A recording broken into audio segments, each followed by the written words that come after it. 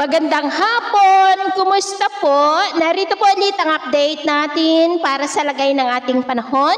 Ngayong hapon po ng May 8, 2025. Sa ngayon po ay easterlies ang dominanteng hangin na umiihip po ngayon dito sa ating bansa, lalo na sa silangan. Yan po ay mainit na hangin na nanggagaling sa silangan o sa Pacific Ocean na nagre-resulta rin yan ng pagkakabuo ng mga localized thunderstorm na dahilan ng mga isolated rains, lalo na po yan sa dakong hapon, gabi at madaling araw. At sa ating long-range forecast, wala naman pong bagyo na namamataan na tatawid sa ating kalupaan for the next 5 to 7 days.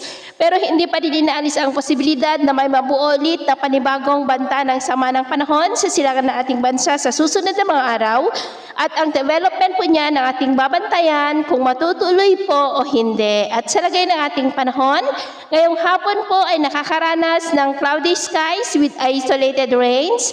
Ang ilang bahagi ng Ilocos Region, Cordillera, Cagayan, Central Luzon, lalo na po sa may western section. Ilang bahagi ng Metro Manila, Calabarzon, Camarines Norte, Catanduanes, Mindoro Provinces, northern part ng Palawan, Panay Island, Negros, ilang bahagi ng Cebu, Bohol, ilang bahagi ng Leyte, Samar Provinces, at malaking bahagi po ng Mindanao. At mamayang gabi, may chance pa rin ng mga isolated rains sa ilang bahagi ng ating bansa, lalo na po sa western section.